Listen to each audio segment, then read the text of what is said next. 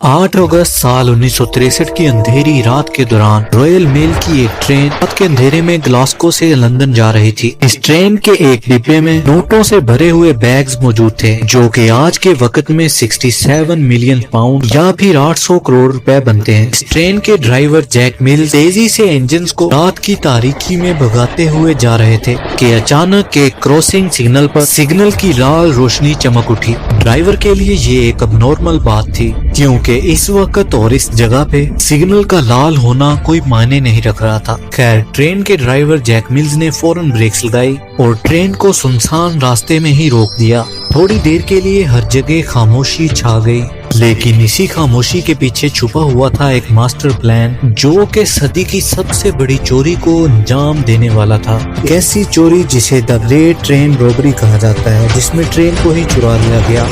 दोस्तों, ये बात किसी फिल्म की कहानी लगती है, लेकिन रियल लाइफ में भी डाकुओं ने सस्पेंस भरी प्लानिंग की और ब्रिटेन की सरकारी ट्रेन से लाखों पाउंड लूट लिए, और वो भी बगैर एक भी गोली चलाए। ये सब कुछ महीनों पहले शुरू हुआ, जब लंदन के चंद जाने माने क्रिमिनल एक नए कारनामे को सरंजाम देने के लिए सर जोड़कर बैठे। ब्रूस रिचर्ड, जो कि इस प्लान का मास्टरमाइंड था, ब्रूस रेनॉल्ड ने अपने चंद साथियों के साथ मिलकर एक बेमिसाल डाके का प्लान बनाना शुरू किया। उसके पास ब्रिटेन की national post service royal mail की एक सीक्रेट इंफॉर्मेशन थी। ये सीक्रेट इंफॉर्मेशन उसे रॉयल मेल के ही एक सीनियर सिक्योरिटी ऑफिसर से मिली थी, जिसका नाम किसी को भी मालूम नहीं था। और मालूमात ये थी कि ग्लासगो से लंदन जाने वाली ट्रेन में एक खास डब्बा होता है, जिसे हाई वैल्यू पैकेजेस या फिर HVP भी कहा जाता है। उसमें एक खास दिन पर बहुत ही ज्यादा रकम जाने वाली थी और उनको इसी डब्बे को लूटना था। ब्रूस रिचर्ड्स और उसके साथी जाने माने क्रिमिनल्स तो थे, लेकिन उन्हें ट्रेन लूटने का कोई भी एक्सपीरियंस नहीं था। लिहाजा उन्होंने लंदन के एक गैंग को अपने इस प्लान में शामिल किया, जिनको ट्रेन लूटने का भी एक्सपीरियंस था। और ये बदनामे जमाना गैंग साउथ कोस्ट रेडर्स के नाम से जाना जाता था। आहिस्ता आहिस्ता टीम बढ़ती गई और इस टीम में लोग बढ़कर 15 से ज्यादा हो गए। उन्होंने ये ठान लिया था कि बिना कोई भी गोली चलाए सरकारी ट्रेन को लूटना है। लेकिन ये कोई मामूली डाका नहीं था कि ट्रेन को रोको और फिर उसे लूट लो। इसके लिए महीनों की प्लानिंग की गई। 7 अगस्त साल 1963 में शाम 6:50 पर ट्रेन ग्लासगो के सेंट्रल स्टेशन से लंदन जाने के लिए रवाना होती है, और इस ट्रेन को लंदन के यूस्टन स्टेशन पे अगले दिन सुबह 4 बजे पहुंचना था। इस ट्रेन में टोटल 12 डिब्बे थे और साथ ही साथ 72 पोस्ट ऑफिस स्टाफ पुराने सफर मेल्स को सॉर्ट करने के लिए मौजूद था। ये ट्रेन खास तौर पर सिर्फ और सिर्फ पार्सल और पोस्ट को मुख्तलिफ शहरों में ड्रॉप करने के लिए चलाई जाती थी। इसी वजह से इसे बिना रुके मुख्तलिफ स्टेशन पर पार्सल ड्रॉप करने थे। फिर जब भी कोई स्टेशन आता तो वहाँ का लोकल पोस्ट ऑफिस स्टाफ एक एलिवेटर रैक्स पर बोरियां लटका देता, और फिर जब ट्रेन इस प्लेटफॉर्म से गुजरती तो वो अपनी स्पीड को आहिस्ता कर लेती। ट्रेन में मौजूद बैठा स्टाफ जाली की मदद से उन बोरियों को उतार लेता, और ठीक इसी तरीके से उनको जो मेल उस स्टेशन पे छोड़नी होती थी, वो बोरियां भी ट्रेन के चलते चलते ही उतार दी जाती थी। इसी तरीके की वजह से ट्रेन को बिना रोके पार्सल्स और पोस्ट्स को मुख्तलिफ स्टेशन पे डिस्ट्रीब्यूट किया जाता था। और जिस डिब्बे में रॉबरी होनी थी, वो डिब्बा इस ट्रेन में अभी तक अटैच ही नहीं था। वो डब्बा नैन वैली स्टेशन पर सेफली पार्क था, और इस डिब्बे को HVP यानी के हाई वैल्यू पैकेजेस कहा जाता था, क्योंकि इस डिब्बे में ज्यादातर बड़ी मिकदार में कैश होता, जो उस वक्त के लोग दूसरे शहरों में मनी ऑर्डर करते थे। वक्त में थोड़ा सा पीछे चलते हैं, साल 1960 में, यानी कि इसके 3 साल पहले पोस्ट ऑफिस इन्वेस्टिगेशन ब्रांच ने HVP डब्बों की सिक्योरिटी को बढ़ाने के लिए इनमें अलार्म सिस्टम लगाने की हिदायत दी थी। और फिर आगे चलकर साल 1961 में 3 डब्बों में ये अलार्म सिक्योरिटी सिस्टम लगा दिए गए। और इसके अलावा जो 3 पुराने डब्बे थे जिनमें सिक्योरिटी अलार्म सिस्टम नहीं था, उन्हें रिजर्व में ही रख दिया गया। लेकिन डाके वाला दिन सबसे अहम था, क्योंकि उस दिन सिक्योरिटी अलार्म वाले HVP डिब्बे आउट ऑफ सर्विस थे। लिहाजा एक रिजर्व डब्बा M30204M को इस्तेमाल किया जाने वाला था, जिसमें कोई भी सिक्योरिटी सिस्टम मौजूद नहीं था।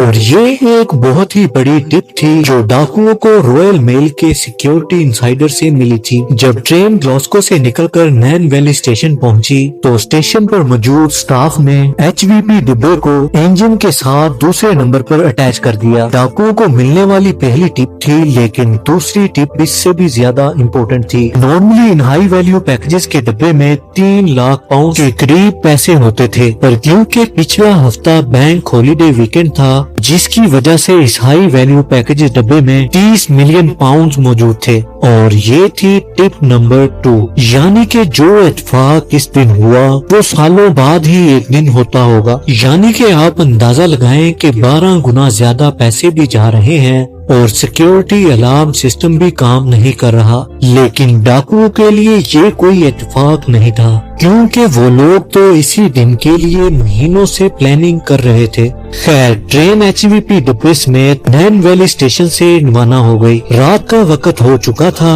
اور ٹرین کے ڈرائیور 58 سالہ جیک میلز تیزی سے اپنی منزل کی طرف رواں دواں تھے۔ وہیں آگے چل کر ہی ڈاکوؤں کا ایک ٹولہ گھاس میں اپنی گھات لگائے بیٹھا تھا۔ ان کی ساری پلاننگ بالکل پرفیکٹ تھی۔ 8 اگست سال 1963 رات لگ بھگ 3 بجے کے قریب ڈاکوؤں کے ایک گروپ ممبر نے ٹیئرز کراسنگ سگنل کے ساتھ چھوڑ چھاڑ کرنے کی کوشش کی۔ اس نے گرین لائٹ کو چھپانے کے لیے ایک گلوز یعنی کہ دستانہ لگا دیا، اور پھر اس نے ریڈ لائٹ کو چلانے کے لیے ایک بیٹری کا استعمال کیا۔ پھر سارے ڈاکو چھپ کر ٹرین کا انتظار کرنے لگے۔ آخرکار جب ٹرین سیئرز کراسنگ کے پاس پہنچی تو ڈرائیور ریڈ لائٹ کو دیکھ کر کافی حیران تھا، کیونکہ نارملی اس کراسنگ پوائنٹ پہ ٹرین کو روکا نہیں جاتا، خاص کر رائل میل کی اس ٹرین کو۔ خیر، جیک ملز نے فوراً ہی ٹرین کی بریک لگائی اور ٹھیک سگنل پر ہی ٹرین کو روک دیا۔ اچانک ہر طرف ایک خاموشی سی چھا گئی۔ اتنے میں اسسٹنٹ ڈرائیور، جسے سیکنڈ مین بھی کہا جاتا ہے، وہ ٹرین سے نیچے اترا تاکہ لائن سائڈ پر لگے ہوئے ٹیلی فون کی مدد سے سگنل مین سے رابطہ کیا جا سکے۔ اس نے لائن سائڈ پر لگے ہوئے فون کو اٹھایا تو اسے معلوم پڑا کہ ٹیلی فون کی لائن سائڈ ہی کٹی ہوئی ہے، جو کہ ڈاکوؤں کے ہی ایک پلان کا حصہ تھا۔ ابھی پلٹ کر سیکنڈ مین ٹرین کی طرف جانے والا ہی تھا کہ اچانک سے جھاڑیوں میں چھپے ہوئے ڈاکو نکلے اور اسے قابو کر لیا۔ اسی کے ساتھ کچھ ڈاکو ٹرین کے دونوں سائڈوں سے انجن پر اوپر چڑھ گئے اور ڈرائیور کو بھی قابو کرنے کی کوشش کی، اور پھر جب جیک ملز نے مذمت کرنے کی کوشش کی تو ایک ڈاکو نے ایک لوہے کی روڈ اس کے سر پر دے ماری، جس کی وجہ سے وہ ڈرائیونگ سیٹ پر ہی بے ہوش ہو گئے۔ ڈاکو جو کہ پوری پلاننگ کے ساتھ آئے تھے، اوپر جب ٹرین میں ہنگامہ ہو رہا تھا اسی وقت انہی ڈاکوؤں کے کچھ ٹیم ممبرز نے انجن کے بعد پہلے 2 ڈبوں کو باقی ڈبوں سے الگ کر دیا۔ ان کا پلان یہیں سے ہی ٹرین کو دور لے کر جانا تھا، لیکن وہ ٹرین کو کہاں لے کر جانا چاہتے تھے؟ سیئر کراسنگ سے قریب 1 کلومیٹر دور برائٹ کو برج موجود تھا اور وہیں پر ڈاکوؤں کا ٹرک موجود تھا۔ اس کے علاوہ وہ اپنے ساتھ ایک ریٹائرڈ ٹرین ڈرائیور کو بھی لائے تھے، جس کا کام ٹرین کو برائٹ کو برج تک لے کر جانا تھا۔ یہاں تک جو کچھ بھی ہوا وہ پلان کے بالکل ٹھیک مطابق تھا، اور اب یہاں پر ڈاکوؤں کو پہلی مصیبت کا سامنا کرنا پڑا۔ ڈاکو جس ریٹائرڈ ٹرین ڈرائیور کو اپنے ساتھ لائے تھے، وہ اس نئے انجن کے کنٹرولز کو دیکھ کر ہی حیران رہ گیا۔ اس نے کبھی یہ انجن آپریٹ ہی نہیں کیا تھا۔ مجبوراً ڈاکوؤں نے جیک ملز کو ہوش میں لانے کی کوشش کی اور جیک ملز کو فورسفلی مجبور کیا کہ وہ ٹرین کو 1 کلومیٹر دور لے کر چلے۔ اب ٹرین کا انجن اور 2 ڈبے الگ سے چلنے لگے اور آگے 1 کلومیٹر دور جا کر برائٹ کو برج پہ ٹرین کو رکوا دیا گیا۔ اس دوران ٹرین کے باقی ڈبے جو کہ پیچھے رہ گئے تھے، ان میں موجود جو سٹاف تھا ان کو معلوم ہی نہیں تھا کہ ٹرین کیوں رکی ہے۔ برائٹ کو برج پہنچنے کے بعد ڈاکوؤں نے HVP ڈبے کے دروازے کو توڑا اور اندر گھس کر پہلے سے موجود سٹاف کو ٹھیک ٹھاک چوٹیں پہنچائیں اور انہیں منہ کے بل لٹا کر رسیوں سے باندھ دیا، اور پھر انہوں نے اپنی اصل کارروائی شروع کر دی۔ ٹرین کے HVP ڈبے میں ٹوٹل 128 بوریاں کیش سے لت پت بھری ہوئی تھیں، اور ان میں موجود کرنسی نوٹس میں 1 پاؤنڈ، 5 پاؤنڈ اور 10 شیلنگ کے نوٹ تھے، جن کا وزن ٹوٹل 2.5 ٹن کے برابر تھا۔ ٹرین برج پر کھڑی ہوئی تھی اور نیچے ڈاکوؤں کی گاڑیاں موجود تھیں۔ ڈاکوؤں کے پلان کے حساب سے ان کے پاس صرف 15 منٹ کا وقت تھا، لہٰذا انہوں نے دیر نہ کرتے ہوئے ایک ہیومن چین بنائی، ایک ایک کر کے 128 بوریوں میں سے 120 بوریوں کو ٹرک میں لوڈ کر لیا، اور باقی پیچھے بچی ہوئی 8 بوریوں کو ٹائم کم ہونے کی وجہ سے ٹرین میں ہی چھوڑ دیا گیا۔ ڈاکوؤں کا پلان بالکل پرفیکٹلی کام کر چکا تھا۔ آخر میں ان سے ایک غلطی ہوئی جو آگے چل کر ڈاکوؤں کو پکڑوانے میں سب سے مفید ثابت ہوئی۔ جانے سے پہلے ایک ڈاکو نے HVP ڈبے میں موجود سٹاف کو کہا کہ 30 منٹ تک یہاں سے ہلنے کی کوشش مت کرنا ورنہ تمہاری جان بھی جا سکتی ہے۔ ڈاکوؤں کے پاس ایک اوسٹن لوڈ سٹار ٹرک تھی جس میں سارا کیش لوڈ کیا گیا، اور ایک ٹرک کے علاوہ ان کے پاس 2 لینڈ روور بھی تھی جس پر انہوں نے گواہوں کو گمراہ کرنے کے لیے ایک ہی جیسی نمبر پلیٹ لگائی تھی جن کا نمبر BMG 7578 تھا۔ واردات کے بعد وہ سبھی وہاں سے فرار ہو گئے۔ قریب 45 منٹ کے سفر کے بعد صبح کے 4:30 بجے وہ اپنے ہائیڈ آؤٹ وے میں پہنچ گئے جو کہ واردات سے 43 کلومیٹر دور اوکلی نامی گاؤں کے قریب تھا، اور اسی کے دوران وہ VHF ریڈیو سے پولیس کی باتیں بھی سن رہے تھے جس کی وجہ سے ان کو کافی مدد مل رہی تھی۔ اس کے بعد ٹھیک اسی وقت جب وہ اپنے ہائیڈ آؤٹ پہ پہنچے پولیس کو بھی اس روبری کا علم ہو گیا، پر فی الحال سبھی ڈاکو بہت خوش تھے اور انہوں نے ہائیڈ آؤٹ پر آ کر خوب مستی کی، یہاں تک کہ انہوں نے وہاں پر منوپلی گیم بھی کھیلی اور وہ بھی ان اصلی نوٹوں سے۔ لیکن ان کی یہ خوشی صرف چند منٹوں کی مہمان تھی، کیونکہ تھوڑی ہی دیر بعد انہیں ریڈیو پر پتا چلا کہ پولیس ان ڈاکوؤں کو 50 کلومیٹر کے ریڈیس میں ڈھونڈ رہی ہے۔ 50 کلومیٹر ریڈیس کا آئیڈیا پولیس کو ٹرین میں موجود ایک سٹاف ممبر کے بیان سے ہوا جسے ڈاکو آدھے گھنٹے والی بات بول کر وہاں سے فرار ہوئے تھے، تو اس سے پولیس کو آئیڈیا ہوا کہ ڈاکو 50 کلومیٹر کے ریڈیس میں ہی موجود ہوں گے، اور پولیس نے ان کی تلاش شروع کر دی۔ یہ بات سن کر سبھی ڈاکو گھبرا گئے۔ اب ان کا اس ہائیڈ آؤٹ سے نکلنے کا پلان جو کہ سنڈے کو تھا وہ انہوں نے فرائیڈے پر ہی شفٹ کر لیا۔ پھر انہوں نے تھرسڈے والے دن سارے پیسے آپس میں بانٹ لیے۔ لوٹی گئی رقم 2.5 ملین پاؤنڈ کے قریب تھی، اور کچھ رپورٹس کا یہ کہنا ہے ان میں سے ہر ایک ڈاکو کے حصے میں 1.5 لاکھ پاؤنڈ آئے، جو کہ اس دور میں ایک بہت بڑی رقم تھی، یعنی کہ ہر ایک کے حصے میں آج کے حساب سے 3.9 ملین پاؤنڈ آئے تھے، اور باقی کی رقم چوری میں چھوٹا موٹا رول پلے کرنے والے ڈاکوؤں میں تقسیم کر دی۔ فرائیڈے سے پہلے انہوں نے اپنے ہائیڈ آؤٹ سے ہر جگہ سے اپنے فنگر پرنٹ کو ہٹانا شروع کر دیا، اور ایک شخص کو انہوں نے ڈیوٹی دی کہ ان کے جانے کے بعد ہائیڈ آؤٹ کو جلا دے تاکہ پولیس کو کوئی ثبوت ہی نہ مل سکے۔ اس چور نے پیسے تو لے لیے لیکن